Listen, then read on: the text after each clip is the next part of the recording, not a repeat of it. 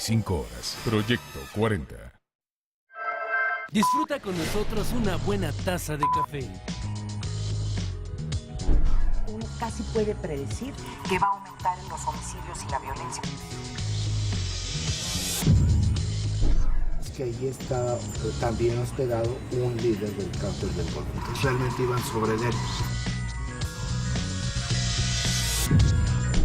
Nuestra cifra negra en periodos vacacionales, si bien ha bajado, no deja de ser significativa. El debate internacional entre Occidente está precisamente basado sobre el tema de la inequidad de ingresos. Mejor debate y un sofisticado análisis. Con la información de primera mano, la degustamos con una buena taza del primer café.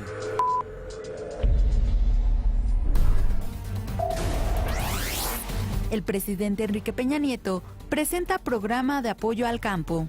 Con la reforma financiera se abre una gran oportunidad para modernizar nuestro campo y lograr que México repunte como uno de los principales productores de alimentos del mundo. El gobierno federal anuncia 8 acciones para reducir las tarifas eléctricas. Buscará terminar con los abusos. Basta ya de que algunos se roben la luz mientras la mayoría sí la paga. Esto es injusto y nos afecta a todos.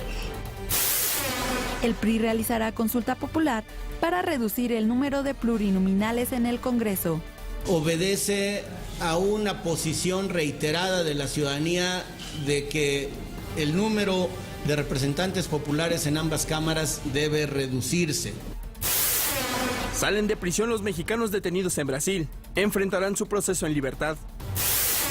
La Casa Blanca confirma la autenticidad del video del asesinato de James Foley. ¿Qué tal? Muy buenos días, bienvenidos al Primer Café. Muchísimas gracias por acompañarnos como todas las mañanas en este jueves 21 de agosto. Ana María Salazar, Raimundo Riva Palacio, ¿cómo están? Muy buenos días. ¿Qué tal? ¿Cómo están? Bueno, está buenísimo el café de la mañana, ¿eh? Bueno, muy bueno el café y después de muchos días, la noche mexicana fue tranquila en el mundo. En Ferguson regresó la tranquilidad y la paz, aunque hay que decir que esto es muy inestable. Llegó el procurador de Estados Unidos a Ferguson, Missouri, para encabezar la investigación. También esta nueva tregua en la Franja de Gaza se rompió. Israel retomó los bombardeos y en uno de estos ataques 3 comandantes importantes de Hamas murieron. Y hoy hay que decirle al auditorio, arranca la tercera gran campaña de alfabetización que ha habido en casi 100 años. La primera fue escasos 90 años de José Vasconcelos, la segunda fue de Jaime Torres Bodet hace 70 años y ahora van a la tercera gran campaña porque hay 5.4 millones de mexicanos que no saben leer y hay 33 millones más en rezago educativo. ¿Esto qué significa? Que los convierte en ciudadanos de segunda y tercera clase de manera inevitable. Entonces hoy arranca esta campaña que es muy importante. Estos temas no están en el PAE Informativo, se los comentamos porque el PAE Informativo hoy trae también bastante información fresca de lo que sucedió ayer, con 31% de los impactos, pues este tema del periodista decapitado en alguna región del Medio Oriente, probablemente en Siria, James Foley, la conferencia de prensa del presidente Barack Obama ayer por la mañana diciendo que no lo van a permitir.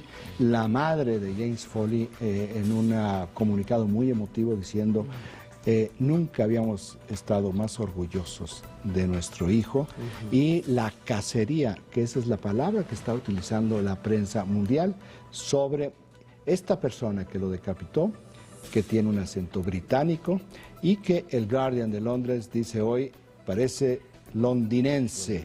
24% de los impactos es el anuncio de Pemex sobre las nuevas empresas que va a crear ya como una empresa productiva, no como una paraestatal, para estar a tono con lo que ya está y se irá consolidando en la reforma energética. También va a cambiar su consejo de administración. Esto va a ser muy importante porque quienes van a ser los consejeros va a ser muy importante para los inversionistas sobre la confiabilidad de cómo se esté manejando Pemex hacia el interior. 20% de los impactos, lo acabamos de ver, el presidente del PRI, César Camacho, dice vamos a una consulta popular porque hay demasiados plurinominales. Quieren quitarle 100 diputados a la Cámara y 32 senadores al Senado, dice César Camacho, son demasiados.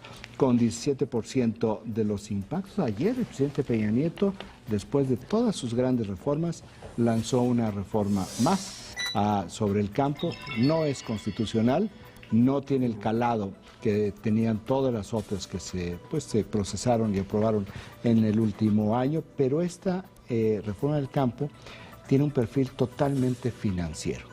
Es decir, no toca en absoluto lo que es el 27 constitucional, que ya se reformó en los 90, pero sí se busca generar una serie de incentivos, estímulos financieros para que tengan mayores posibilidades de producir mejor. Recursos y tecnología es la diferencia entre los países agrícolas con potencia y los países agrícolas que no producen. Sí. Bueno, una cosa tan sencilla que fue lo que se recalcó mucho fue acceso a préstamos. Y préstamos que duraran más de 5 años, o sea, que duraran todo el proyecto. Sí. Efectivamente, porque además tienen que enfrentar, por ejemplo, la caída en los precios de garantías, una serie de factores. Con 8% de los impactos en este país informativo que nos proporciona la agencia Intelite, el Bancomer BBVA se sube a la discusión de los salarios mínimos y dice, es posible, sí es posible subirlos sin afectar la economía. Sigue el debate, que es lo mejor que puede haber sucedido, que este tema, que es muy importante, entre en una discusión nacional y todos los actores que tienen que ver discutan sobre esto. Opinen. Algo muy bueno saldrá de toda esta discusión. Este es el país informativo de la agencia Intelligence. ¿De las planas, Ana María, algo que llama la atención? Todos de una forma u otra reflejan esta decisión del PRI de mandar a una consulta popular el recorte de los pluris, yo diría casi en todos. El Universal trae un reportaje que es interesante para los que vivimos aquí en la metrópolis. Crecen robos en 3 delegaciones, según el Universal, y información aquí del gobierno del DF. Repunta ilícitos en el gobierno, en el GAM, que es la Cuauhtémoc, Gustavo Amadero, Azcapotzalco y Xochimilco. Entonces, para que tengan información sobre eso. En cuestión nacional, pues prácticamente también los diarios nacionales recogen el tema del periodista decapitado por este grupo terrorista ISIS, nacionales e internacionales. En el caso específico del Washington Post, habla acerca de una información que se dio a conocer el día de ayer por parte de fuentes del gobierno norteamericano de que a inicios de verano el gobierno envió una misión para poder rescatar al periodista Foley junto a otros 5 rehenes más. Esta información la recibió a partir de rehenes que habían sido liberados y bueno, el Washington Post hoy habla de esta fallida misión y también bueno, con miras a lo que viene para este periodista que también se encuentra secuestrado a partir del video que se dio a conocer. Fallida porque cuando llegaron ya los habían movido. No estaban, exactamente. Yo sugeriría, yo no sé si lo tengamos en imagen, la primera plana de Guardian de Londres, que es muy espectacular, que habla de la cacería para el asesino británico. O sea, el Guardian de Londres dice, sí es británico. Londinense de Essex, como dice. Sí. Y dice, bueno, esa es la fotografía. Y dice que los expertos están buscando, los expertos en raza están buscando identificar a este londinense. Si nos fijamos, este londinense, pues no sabemos realmente qué tipo de persona es, pero los ojos van a ser muy importantes porque las cámaras de seguridad en las calles de Londres y en muchas calles de las ciudades inglesas lo que ven son los ojos. Entonces es una identificación óptica. Por la fonética también creen, él fue un negociador, hubo un contacto una semana antes con la familia de Foley por parte de este grupo de secuestradores y se dice que la voz y el negocio que hizo es de este hombre y también lo están utilizando. Irán a los bancos de datos de Scotland Yard y esto es lo que deben estar haciendo en este momento. Exactamente. Pues bueno, eso es lo que tiene hoy el país de la Agencia Intélite y también las primeras planas nacionales e internacionales. Como ya se lo comentábamos, el PRI presentó una solicitud para que el próximo año se lleve a cabo una consulta popular. Esto con la finalidad de preguntarle a la población si avala su propuesta de reducir el número de diputados y senadores en el Congreso.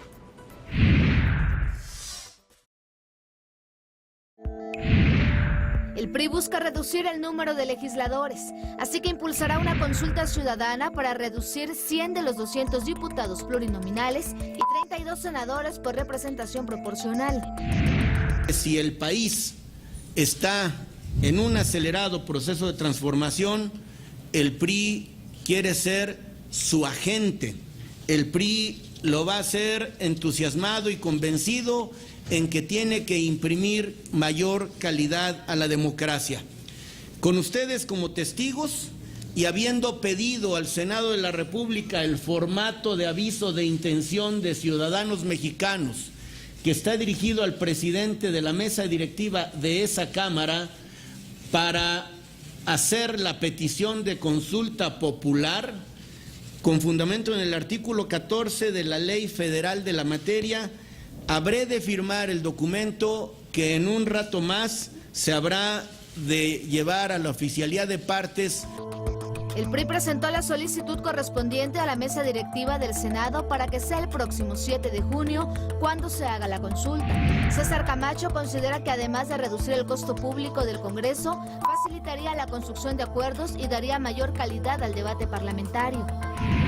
Obedece a una posición reiterada de la ciudadanía de que el número de representantes populares en ambas cámaras debe reducirse. Y en el caso de los senadores, nos parece que los 32 que integran esta llamada Cámara Alta por ese principio desnaturalizan el Senado toda vez que rompen la igualdad en la representación, que es en principio paritaria, de las 32 entidades federativas. El PRI tiene hasta el 15 de septiembre para recabar 1.600.000 firmas que representan el 2% de la lista nominal y que es el mínimo indispensable que exige la Ley Federal de Consulta Popular. Regresamos con nuestros analistas a la mesa de El Primer Café. Y para hablar más a detalle de esta propuesta, tenemos en la línea telefónica al presidente nacional del PRI, César Camacho. Muy buenos días, César, gracias por acompañarnos. Gracias a ustedes, Ana María. Buenos días a Raimundo y a Juan Pablo también. César, ¿has tenido alguna reacción ya ante esta propuesta? ¿Qué has escuchado? Sí, cómo no, los ciudadanos están contentos. Hay una evidente necesidad de mantener calidad en la representación política, pero más eficiencia en el trabajo de un poder vital para el sistema democrático, de tal suerte que en el priismo hay entusiasmo y creo que en la ciudadanía otro tanto. Este fue un planteamiento de Enrique Peña antes de la campaña, después lo hicimos patente en nuestra plataforma electoral y el PRI lo secundó también en su asamblea, de suerte que es un ejercicio de congruencia y se las debíamos y la queremos pagar. César, pero a ver, sí ha habido buenas reacciones y se han visto algunas encuestas sobre este tema de que probablemente tendría mucha aceptación por la población, pero la razón de los pluris era... hace años, era para poder asegurar representación de partidos, de otras voces en el Congreso, en la Cámara de Diputados y en el Senado. ¿Cómo hay que pensarlo en términos de la política de este país a largo plazo? Por supuesto, y así lo pensamos, Ana María. Esto que comentas, se incorporó el texto constitucional con los llamados diputados de partido en los años 60. Una especie de perfeccionamiento de esa figura se da en los años 70 al incluir los llamados diputados de representación proporcional, que no solo tienen como propósito asegurar que todas las voces estén representadas, sino, y lo subrayo, hacer que la representación nacional, el número de legisladores, sea lo más cercano posible al porcentaje de votos que los partidos obtuvieron en las urnas. Es decir, hubo o hay partidos que obtienen 1 o 2 o ningún diputado de mayoría en los distritos, pero tienen 4, 5, 6% de los votos, y obviamente es una expresión de democracia que tengan curules donde se puedan consignar las ideas y los planteamientos de esos partidos. Pero lo que nació solo para minorías hoy nos favorece a todos los partidos. Ahora, no estamos pretendiendo que desaparezca la representación proporcional, sino que su número se reduzca a la mitad.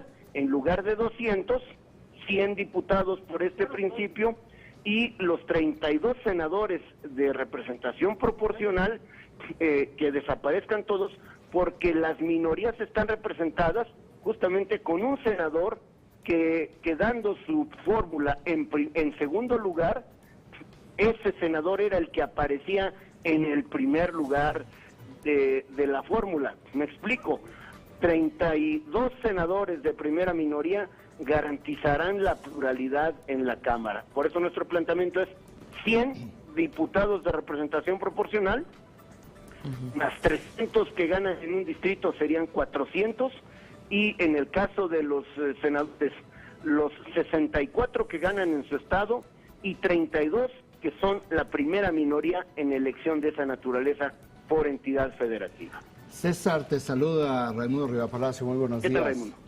Oye, César, desde las reformas de Reyes Heroles a las que te referiste en los 70s, el sistema político mexicano entró en una, muy propio de la política mágica del sistema político mexicano, en la cual ni era totalmente representación directa, ni era totalmente representación proporcional. O sea, como siempre, los mexicanos somos muy creativos y metimos dos modelos para poder conciliar las realidades mexicanas. Y las realidades mexicanas, lo mencionaba Ana María de alguna manera en su primera pregunta, tenía que ver con que el peso del PRI era tan fuerte y la necesidad del propio país de ir avanzando, que desde el PRI, desde el gobierno, se buscó esta gran reforma política que ha sido probablemente la más importante en su primera generación, para que los partidos de oposición, que nunca iban a llegar al poder por la vía como se tenía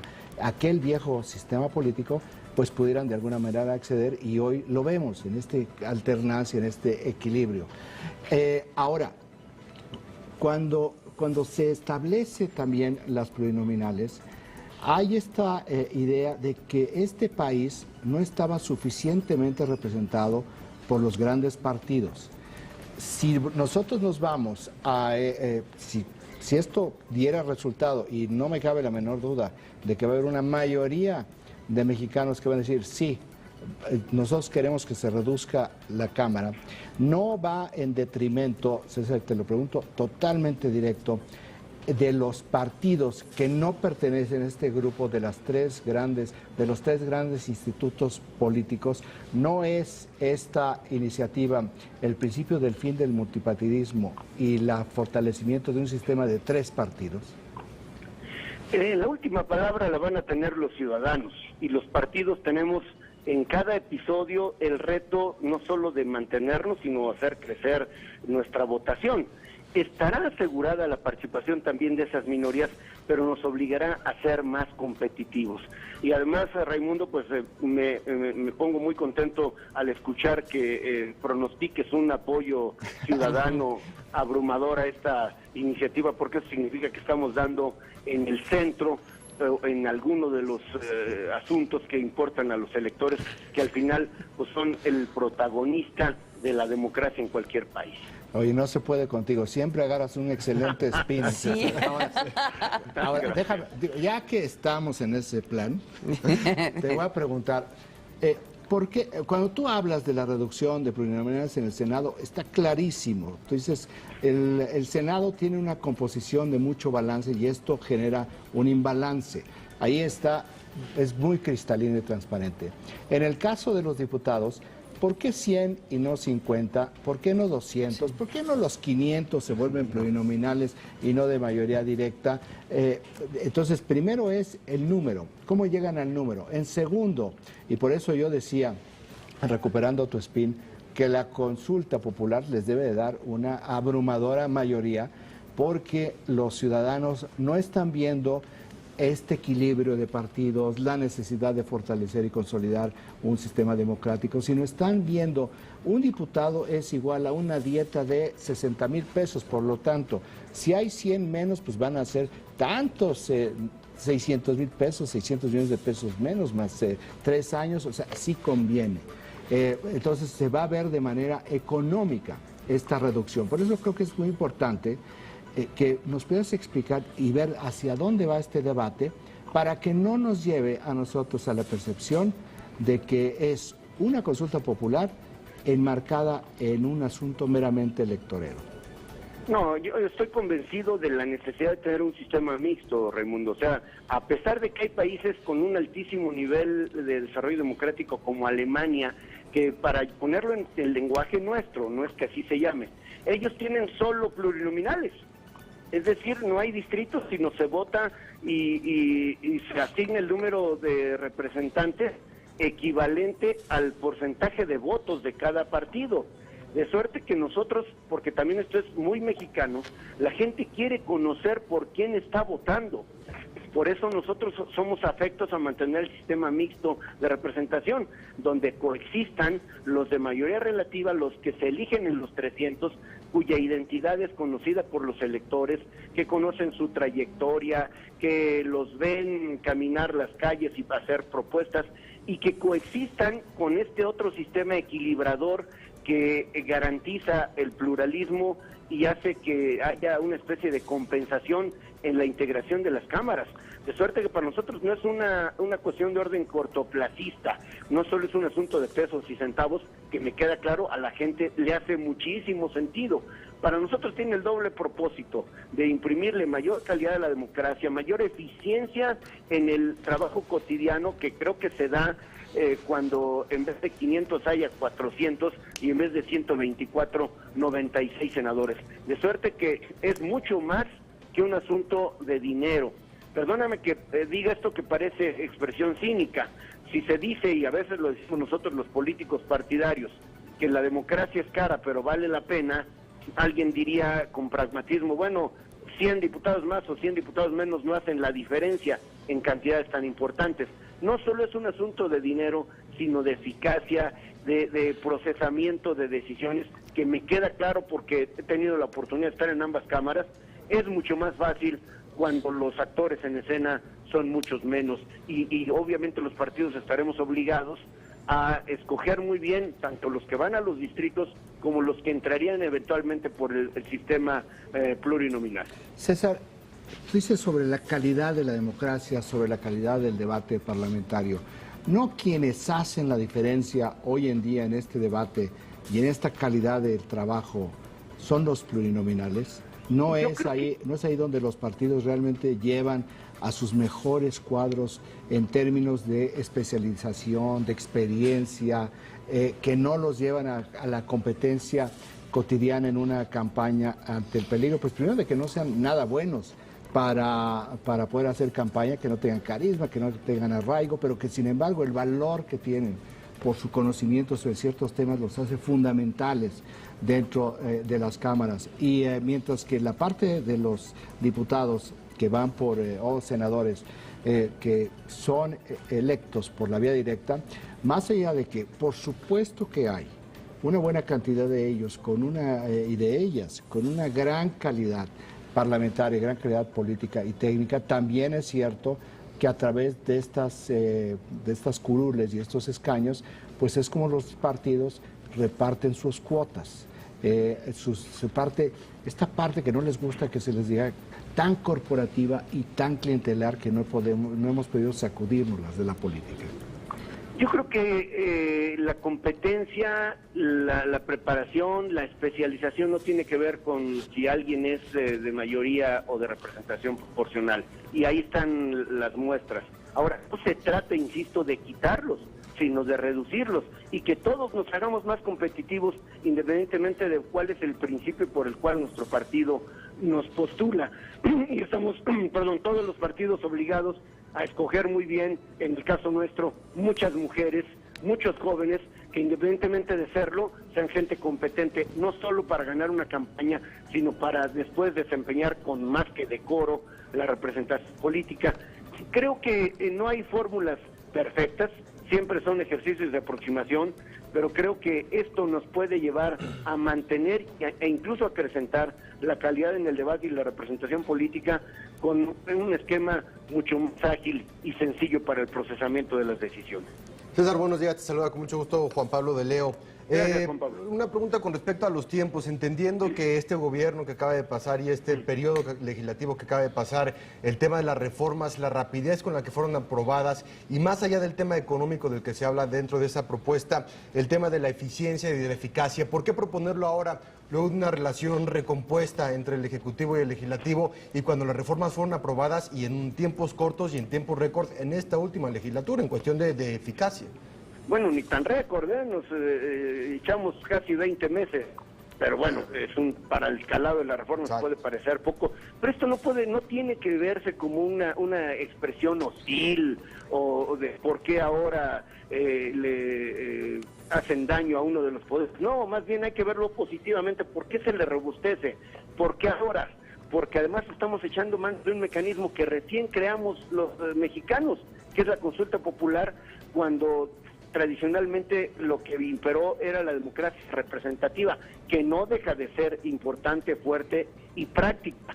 Pero ahora que hay posibilidad de que la gente se pronuncie sobre temas de interés nacional, pues estamos aprovechando un mecanismo que acaba de crearse hace poco más de un año en la Constitución y menos de medio año en la ley respectiva, la Ley Federal de Consulta Popular. Entonces creemos que es ahora, en el entendido que de prosperar, iniciará su vigencia en 2018.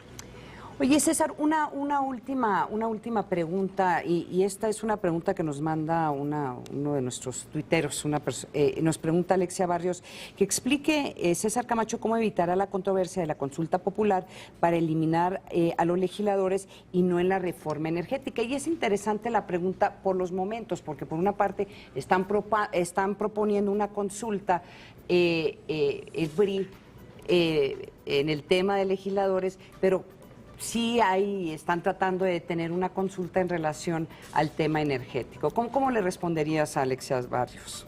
Que todos los partidos estamos interesados en echar mano del mecanismo de consulta popular y hay cuando menos dos aduanas, para llamarlas de algún modo. La primera, tener el número suficiente de firmas que respalde la viabilidad, o mejor dicho, la posibilidad jurídica de la pregunta. Y la viabilidad la dará la Corte al calificar el tipo de pregunta que estamos haciendo. Y la última palabra, pues la tendrán los ciudadanos. Claro. Oye, César, pues muchísimas gracias por acompañarnos aquí. Muchísimas gracias, César Camacho. Gracias. Muy amable, muy buen día. Presidente nacional del PRI. Interesante, ¿no?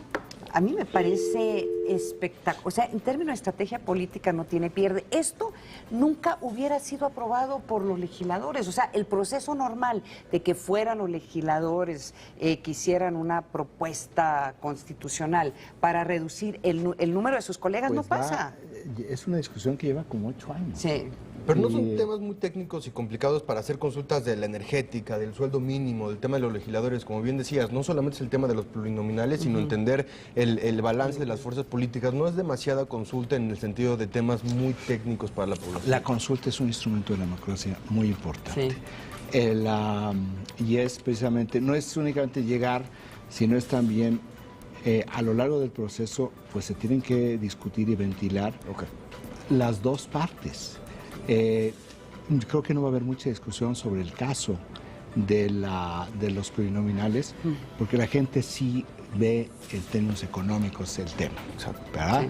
Pero la parte de la consulta del salario mínimo va a ser muy importante para ver cómo queda el balance, porque yo también creo que el salario mínimo pues, va a tener por supuesto, que el PAN va, yo digo, en caballo de Hacienda, porque ¿quién no quiere que exista un mejor salario? Claro. Entonces, ¿cómo ahí en ese caso en particular, cómo se va a explicar por la otra parte que el asunto no puede ser por decreto o a mano alzada, sino que tiene que ser resultado de un proceso para ver la graduación de este cambio y cómo se va empatando con la parte de la productividad, porque si no, nos va a llevar efectivamente un incremento salarial sin nada más, lo que te genera son presiones inflacionarias y al final ese incremento salarial se te queda totalmente desvanecido. Pero la consulta popular sí es este ejercicio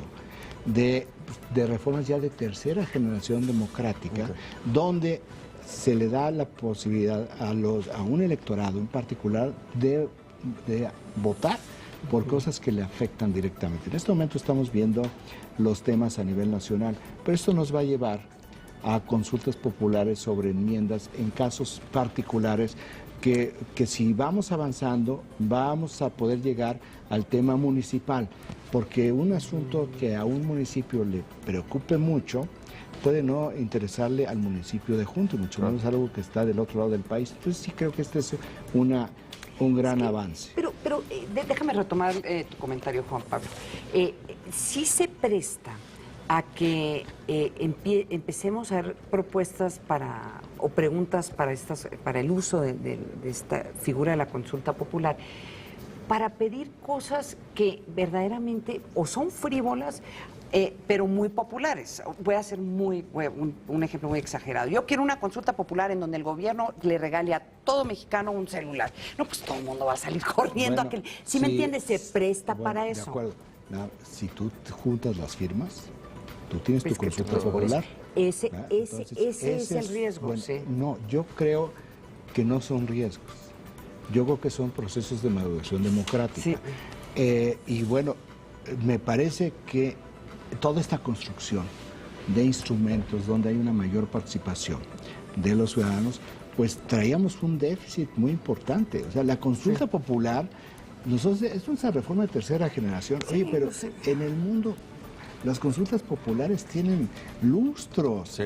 Bueno, la discusión en Estados Unidos sobre el uso de la marihuana, bueno, son consultas populares, ¿verdad? Entonces, a veces no lo percibimos. Que va a haber algunos valientes que digan, pues yo quiero una consulta popular de celulares, pues muy bien, guapo, junta las firmas, ¿verdad?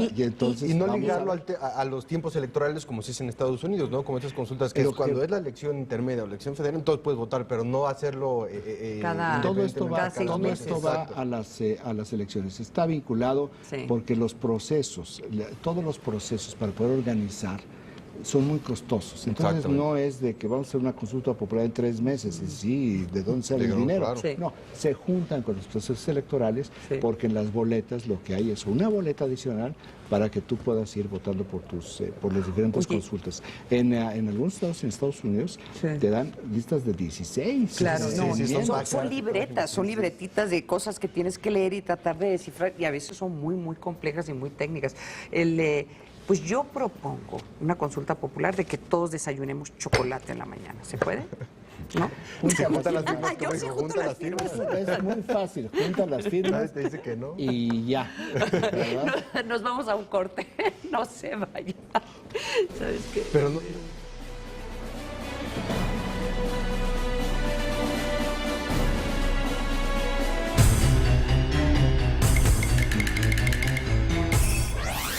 Abandono escolar. Al día, más de 5,000 alumnos dejan las aulas. Al año, más de 1 millón de estudiantes abandonan la escuela. El dato útil para comentar en el café.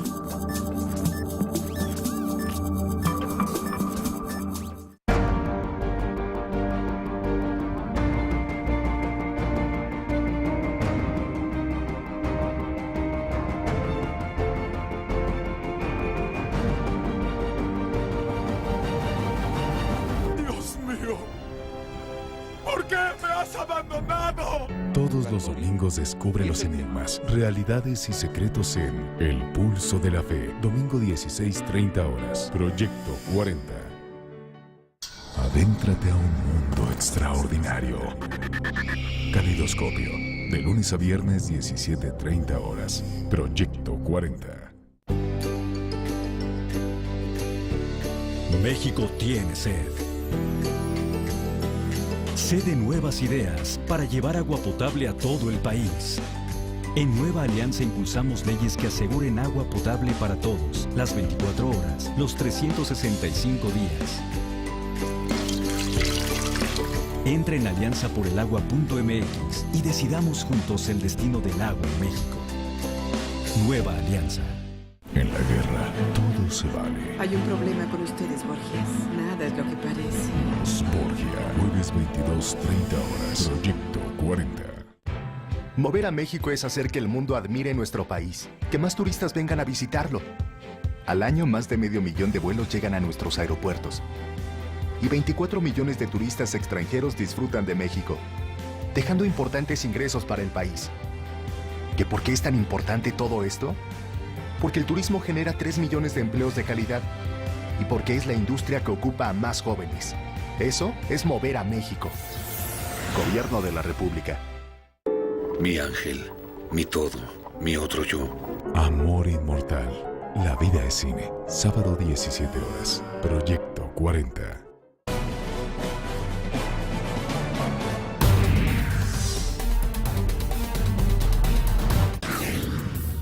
$44 mil millones de pesos para el campo mexicano, anunció el presidente Enrique Peña Nieto como parte de la política de financiamiento para ese sector. El monto equivale a 32.700 millones de pesos más de los que se destinaron en 2012. Con la reforma financiera se abre una gran oportunidad para modernizar nuestro campo y lograr que México repunte como uno de los principales productores de alimentos del mundo. De gira por Guadalajara, Jalisco, el mandatario dijo que este programa tiene como objetivo incrementar los créditos para productores. El secretario de Hacienda, Luis Videgaray, aseguró que de esa manera se pone la reforma financiera en acción. Es realmente la más importante transformación al marco legal del sistema financiero en décadas. Y es una reforma que, a pesar de su complejidad, tiene un objetivo muy simple y muy claro: que en México haya más crédito y más barato. Los productores podrán adquirir créditos de hasta 230,000 pesos a tasas de 7% anual como máximo. Para las mujeres, la tasa será de 6.5%. He instruido a la Financiera Nacional a que a partir de ya, de hoy mismo, el crédito que otorga al sector primario tenga una tasa de interés de un solo dígito. Esto significa que todos los productores agropecuarios, silvícolas y pesqueros tendrán tasas menores a 10% anual. Para capitalizar al campo se establece un financiamiento de hasta 15 años para que los productores puedan invertir en compra de equipo o infraestructura. Logramos encontrar la fórmula. Estamos trabajando muy de cerca con la Secretaría de Energía y con la dirección de Pemex para que después de más de 20 años de no producir fertilizantes nitrogenados en este país. Se trata del programa de apoyo para el campo más importante y ambicioso de las últimas décadas. Regresamos con nuestros analistas a la mesa de El Primer Café. El siguiente gran tema, pero como lo habían comentado, tú lo comentas, es de que no es una reforma constitucional, pero sí podría buscar, o por lo menos reconocer, que hay cosas urgentes que hay que hacer en el campo, que el campo se está, más allá de este lenguaje político que se usa, que el campo está desapareciendo, y, o sea, esta imagen idealizada de lo que debería ser el campo mexicano, hay una realidad de que el campo no, como está la estructura en este momento, no está funcionando. Hay fotografías satelitales de la frontera de México con Estados Unidos. Y cuando ves las fotografías satelitales, en la misma región ves del lado de Estados Unidos verde y del lado mexicano árido. ¿Por qué si es la misma tierra, es la misma agua? Casi la misma gente, o sea, la misma... ¿Por qué se da esto? Pues por esto. Porque el sistema de producción en Estados Unidos no tiene nada que ver con el sistema de producción. Allá es un modelo desde siempre altamente capitalista. Aquí es un modelo capitalista desde mediados de los 80. Sí. Es decir, en términos de modelos, no es de que estemos viendo ahí un sistema francés socialista donde hay muchos apoyos. ¿No? Aquí estamos el mismo modelo económico, muchas de las mismas herramientas que se tiene, pero un asunto de subsidios, es decir, de clientelismo, subsidios porque no tienes tú realmente un control sobre el precio de garantía, porque los levantaste tú allá por los 90, cuando hiciste todo el proceso de liberar los precios de garantía, que generó, precisamente porque no se hizo en su conjunto, problemas como el alzamiento del EZLN. El EZLN se levanta en Chiapas, en las zonas cafetaleras, que al desaparecer lo que era el Instituto Mexicano del Café y desaparecen los subsidios, los apoyos y el control del mercado para que puedan vender, se están muriendo de hambre y se levantan. Es como cada vez que hay algunos conflictos, se puede ver algunos conflictos sociales de grupos armados, es en zonas que fueron deprimidas económicamente. Entonces, a donde estoy tratando de concluir con esto, es que la manera tan parcial como se avanzó en el modelo del capital en México, sin estar viendo cómo vamos a acompañar a todo el sector con créditos, que tú lo mencionas en principio, con créditos que tengan una facilidad, que tengan una madurez donde no tengan que estar sujetos a que si el invierno es muy fuerte o llueve muchísimo y se arruina mi cosecha, me arruiné yo también porque no tengo dinero. En la propia baja de los combustibles les va a permitir también que el costo de los fertilizantes sea menor. Si hay una inyección al campo, quizás también haya zonas donde se puede empezar a cambiar el sistema de riego. Que hoy es muy costoso, es muy manual en algunas zonas del país. Por eso también las partes más tecnificadas en el país tienen una mucho mejor agricultura. Aquí se trata de ir caminando más hacia dotar de estas herramientas a los productores, sin importar que sean los rancheros, ¿verdad? Sino que también los ejidatarios que tienen todavía parcelas que sí producen, pues pueden estar produciendo, porque hay muchos de ellos, y lo sabemos perfectamente, voy a tocar música para tus oídos, que les es más redituable sembrar marihuana o amapola que sembrar maíz o trigo y tomate. ¿Sabes que una de las prioridades del presidente fue tratar de asegurar que más mexicanos tuvieran acceso a servicios bancarios y a servicios financieros, y hay que recordar esa reforma? Y en cierta forma esta propuesta que está haciendo el presidente es parte de esta idea de que más mexicanos deberían de poder usar sus bancos. Pero en el caso del campo, tienen que ser servicios especializados, o tienen que reconocer que hay ciertas características que tiene el campo mexicano y estas personas que podrían hacer uso de estos servicios financieros y tiene que ser muy diferente. Entonces, yo creo que lo que están tratando de hacer con esta propuesta es reconocer que hay que crear estos servicios mucho más especializados, tener mucho más flexibilidad y reconociendo que mucha de esta gente, yo veo, por ejemplo, la familia, ¿no? Porque mucha de mi familia es ganadera, empezar a tener que pagar a los vaqueros con recibos, con recibos y que en su vida habían tenido que pagar con recibos. O sea, tratar de formalizarlos también es un gran reto, y yo creo que están un poco tratando de ver en esta propuesta a ver cómo los meten en un sistema mucho más moderno. Eso va a estar complicado. Muy complicado. Ni siquiera en los países altamente industriales o de campo altamente industrial tienen todo esto controlado.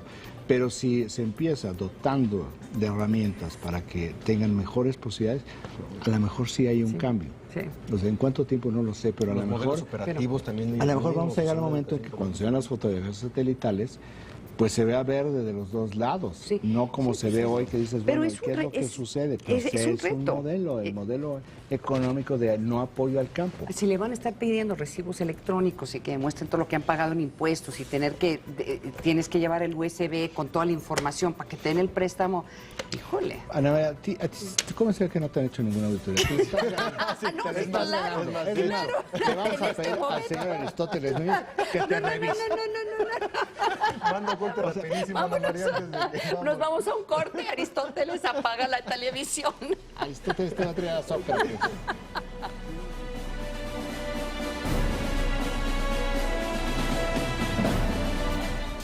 Las empresas de investigación de opinión pública en México anunciaron la creación del Colegio de Especialistas en Demoscopía y Encuestas, SEDE. El objetivo es fijar criterios éticos y de calidad para la autorregulación de las encuestadoras. Estamos aquí con el compromiso de generar confianza en los diversos estudios de opinión, basándonos en décadas de experiencia y conocimiento de los que conformamos este colegio. El SEDE promoverá mecanismos para mejorar las encuestas. Algo como que estás obligado a conservar tus estudios, físicamente tus cuestionarios por un periodo de 6 meses. Estás obligado a conservar tus bases de datos. Estás obligado a entregar esos cuestionarios si te los pide tu cliente durante 6 meses. Denunciará prácticas negativas como la mala interpretación de resultados y uso indebido de encuestas. Lo que realmente creo que nos preocupa es algo que no es exactamente patito, que es más bien fantasma, información inventada de estudios que no se realizan, pero que aparecen en publicaciones con nombres que nadie ubica, no tiene una dirección física, no tiene un investigador atrás. Y vigilará las encuestadoras fantasma o patito que no aplican métodos confiables. El problema no es que surjan infinidad, el problema es que surjan infinidad de las que no respetan el método, de las que creen que hacer números es publicar un desplegado favoreciendo a unos y a otros. Para eso estamos aquí, nosotros estamos aquí para señalar esas malas prácticas. 9 casas encuestadoras conforman el Colegio de Especialistas en Demoscopía y Encuestas, que trabajará hombro con el Instituto Nacional Electoral. De lo que se trata es de ir caminando juntos, la autoridad jugando el papel que le toca, pero también propiciando las mejores condiciones para que, por un lado, se cumplan las nuevas exigencias que establece la legislación y eventualmente se sancionen las irregularidades. Eduardo Ruiz, Proyecto 40.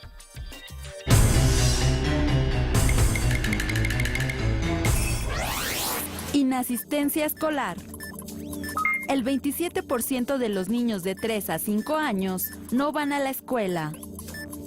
El 29% de los adolescentes de 15 a 17 años no acuden a las aulas. Y el 68% de los jóvenes de 18 a 24 años no asisten a la escuela. El dato útil para comentar en el café.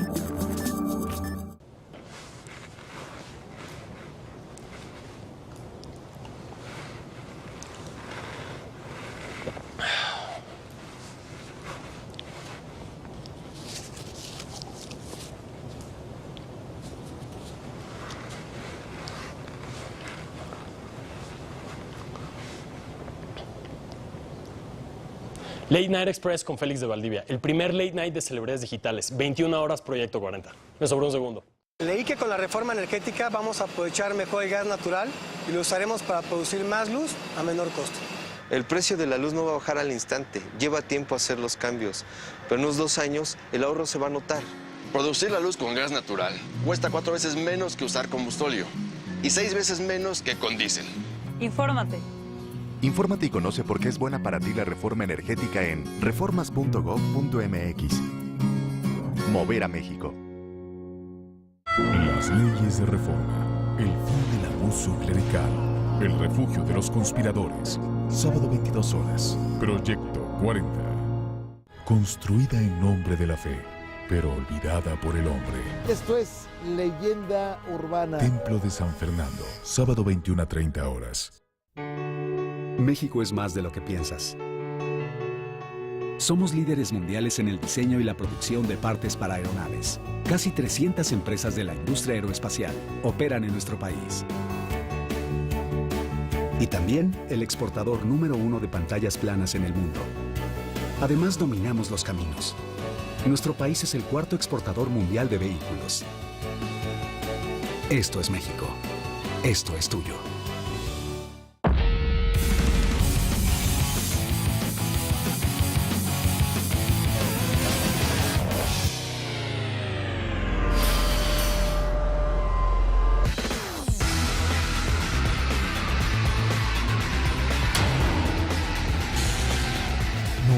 nada que no puedan transformar. Los Restauradores. Viernes 22 horas. Proyecto 40. Este mes en Central, Belinda te presenta al cómplice de su vida. Revista Central, cómprala ya.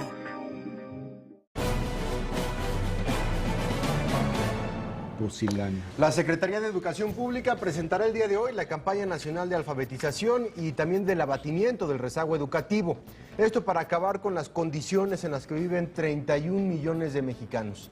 El pasado jueves, el director general del Instituto Nacional para la Educación de los Adultos, Alfredo Llorente Martínez, dio a conocer este programa aquí precisamente en la mesa del primer café. Vamos a escuchar qué fue lo que nos dijo. El compromiso fundamental había sido que para el año próximo, el 2015, el analfabetismo estuviera por debajo del 4% de la población de 15 años y más. Estamos retomando esto con UNESCO y estamos proyectando para el año 2018, al término de la administración del presidente Peña Nieto, que se cumpla con ese compromiso. La importancia y la grandeza de la que hablabas, ¿no? De esta... Sí, cómo hay casos en los cuales casos reales, donde una madre le dio una medicina a su hijo y lo mató porque no sabía leer. El taquero, comentábamos también, que le dijeron, quiero comprar una parte de tu negocio, que vendió y está en la cárcel, y que su hijo, que no había querido que estudiara, esté estudiando Derecho para poder sacar al padre.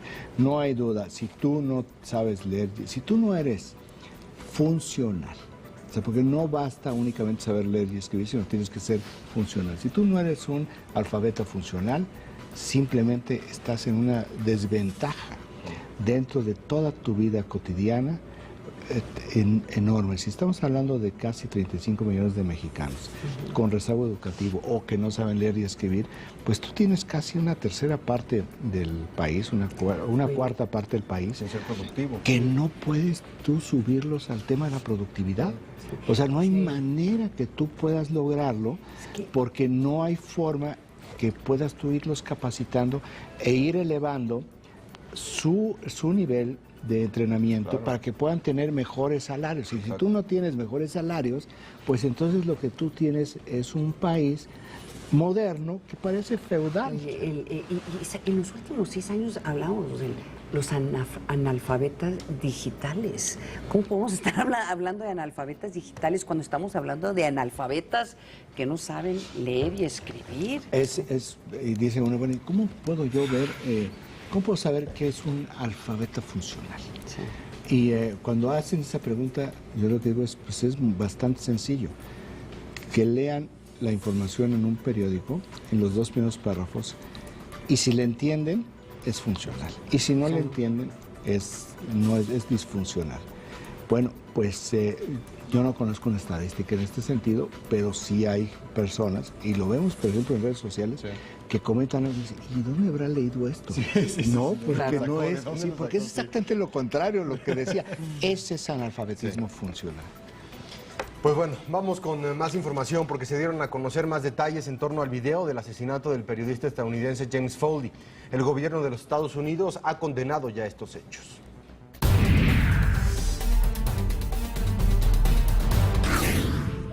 La Casa Blanca confirmó la autenticidad del video en el que se observa el asesinato del periodista estadounidense James Foley a manos del grupo yihadista del Estado Islámico. Ante estas declaraciones, el Global Post, medio de comunicación en el que trabajó Foley, aseguró que el gobierno de Estados Unidos conocía las amenazas de muerte contra el reportero, pero aseguró que nunca se realizó alguna negociación para liberarlo. Por su parte, el presidente de los Estados Unidos, Barack Obama, condenó el asesinato y advirtió que seguirá la lucha contra el terrorismo. The United States of America will continue to do what we must do to protect our people. We will be vigilant and we will be relentless. When people harm Americans anywhere, we do what's necessary to see that justice is done. Gran Bretaña también lamentó este hecho y anunció que lleva a cabo una investigación para averiguar la identidad de la persona con acento británico que privó de la vida al corresponsal de guerra. Mientras que el diario The Guardian señaló que el autor de este suceso fue un hombre originario de Londres, identificado con el nombre de John. Al parecer, este sujeto es líder de un grupo de 3 yihadistas británicos que retienen a rehenes en Siria.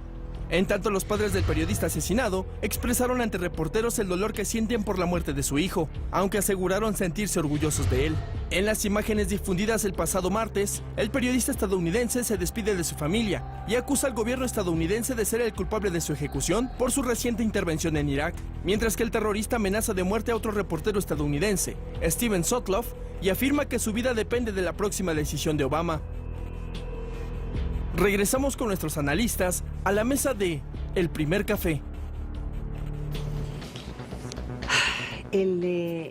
Aquí lo interesante es, uno, trataron de negociar, trataron de sacarle dinero a la familia se rehusó a pagar, que es una política del gobierno de los Estados Unidos, pero también, pues, qué duro para la familia, ¿no? Sí, pero mira, aquí también me llama la atención que hayan pedido dinero. Sí. ¿No? Porque cuando es un grupo ideológico, religioso, estás tras una causa. Sí, claro. Entonces tú no estás pidiendo dinero, tú lo que exiges es que el gobierno de ese ciudadano declare que son asesinos. O sea, que sea una mea culpa, una autocrítica. Sí, claro. No te pide dinero a la familia. Eso te convierte en un delincuente del fuero común. Claro, yo no estoy diciendo que el asesinato por una causa ideológica o religiosa no sea un asesinato. Sí. Lo que digo es que si hay un matiz importante. No, es un mercenario. Y yo creo que probablemente las familias reconocieron que aunque hubieran dado el dinero, de todos modos no garantizaba la vida de este muchacho. Pero y la otra parte interesante es cómo protegen a sus periodistas. O sea, el tema, y no porque el periodista sea diferente a los demás, pero sí en este caso el matar a un periodista envía un mensaje hasta mucho más contundente, porque en este momento están hablando de que tienen como 6 o 7 extranjeros que podrían ser sometidos a este tipo de barbaridad. La única manera ¿no? como tú cuidas a un periodista es invertirle dinero. Por ejemplo, el New York Times, su presupuesto anual para la cobertura en Irak es de $100 millones. Sí. $100 millones el presupuesto anual para su corresponsal en Irak. Sí. ¿Por qué razón? Porque una muy importante cantidad de ese presupuesto tiene que ver con seguridad. Sí. Entonces, no es únicamente las casas donde viven, la seguridad en las casas, sino el tipo de vehículos en el cual se mueve y la seguridad que va con los periodistas. Sí. Entonces, es dinero y aún así no es una garantía, porque también, y vamos a recordar el caso del periodista del Wall Street Journal, que fue decapitado en Pakistán, o que fue detenido. El primer periodista estadounidense en ser decapitado. Decapitado, sí, no el primer muerto, que fue durante el principio de la guerra de Afganistán. Fue un asunto de un error de un periodista novato, que fue él en ese tipo de situaciones, y que fue sin cuidar su seguridad. Esto es lo que sucedió, que también cada vez es menos esto en la prensa internacional, porque les ha costado. Hubo otro periodista de la cadena ABC News, Bill Stewart, que en la guerra de Nicaragua se bajó a discutir con un joven militar que lo acostó y le disparó en la cabeza. Entonces, cada vez es más profesional este tipo de coberturas y también cada vez es más costoso, porque la seguridad cuesta muchísimo. Y el hecho de que se han pagado, si han habido rehenes que han sido liberados, y mucha de la información e inteligencia que está recibiendo tanto el gobierno norteamericano como el británico viene de estas personas que estuvieron cautivas, que fueron gobiernos europeos y empresas europeas pagaron por su liberación, y a partir de ahí... Los estados no pagan, las familias pueden pagar y las empresas sí pueden pagar. El Foley no era un periodista que estaba vinculado a un periódico o a una televisora formal. Era un freelance, y eso es hasta más, es mucho más peligroso. Habló el presidente de Global Post, la empresa para la que freelanceaba. El problema de un freelance no les dan la misma protección. Es que es nada. O sea, dentro del periodismo, la parte de mayor riesgo, en zonas de riesgo, la tienen los periodistas freelance, que no tienes nada de protección, nada de cobertura, más que tu suerte. Sí. Creo que habrá que ver si los gobiernos logran efectivamente identificar a este hombre. Será importantísimo a manera de credibilidad. Por lo menos para que haya una cara a la cual vayan a estar persiguiendo. Y los británicos tienen que estar muy, muy nerviosos. Y lo están, sí lo están. Ana María, nos vamos. Bueno, Gracias, nos vamos Raimundo, hasta muchísimas mañana. gracias. Hasta mañana. Pórtense bonito. Gracias. Buen día. Buen día. Mañana, 7 en punto.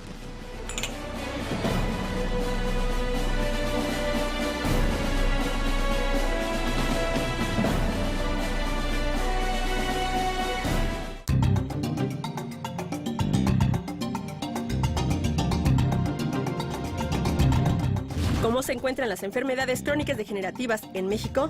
¿Estas han evolucionado por el estilo de vida y laboral? ¿Cuál es el costo país de esto y cómo combatirlas? De esto y más vamos a hablar con Carlos Avellaneira, presidente de México y América Latina de Absten Laboratorio. ¿Cuáles son las 3 enfermedades crónicas degenerativas que están preocupando, que nos deberían de preocupar y ocupar más? Básicamente el síndrome metabólico, el problema de la diabetes y los problemas cardiovasculares. Esto, ¿cómo se podría solucionar? ¿Tiene alguna solución? ¿Cómo se tendría que tratar el tema? La realidad es que el gobierno ha hecho muchos esfuerzos para poder incrementar la atención, sin embargo el presupuesto es finito. Tenemos un principal problema que vemos nosotros es la inversión que hacemos en salud. En la OCDE, por ejemplo, somos el país 30 de 32, entonces los niveles de inversión en gasto en salud, entonces ese es un problema. El otro problema es la falta de educación que tenemos como país en términos de la prevención. ¿Cuál tendría que ser la responsabilidad de, primero, gobierno, iniciativa privada y como sociedad también? Me parece que el gobierno, su principal responsabilidad es crear la conciencia, más que crear programas que te limiten, porque eso no deja pensar a la sociedad. Y de ahí buscar desde pequeños que la sociedad tenga este nivel de conciencia y poder educar a los pequeños. Parte de iniciativa privada. Sin duda generar este tipo de conciencias de cómo manejar. Hay programas del gobierno que nosotros como laboratorios somos corresponsables de poder trabajar.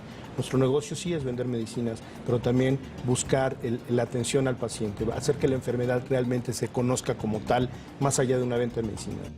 En concreto, ojalá que la Secretaría de Salud e Iniciativa Privada pongan mayor atención en este tema, dado que el costo país por las enfermedades crónicas degenerativas pueden ser impagables.